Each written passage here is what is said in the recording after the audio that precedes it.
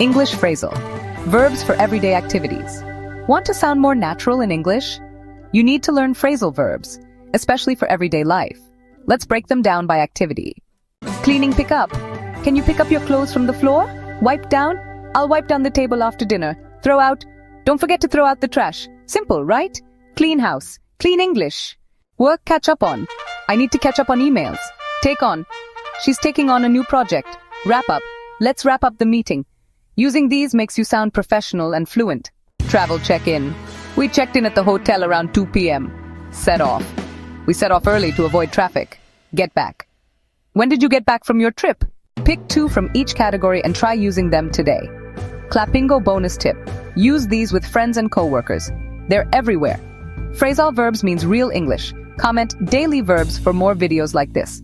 And follow us for more English that fits your real life, not just the textbook.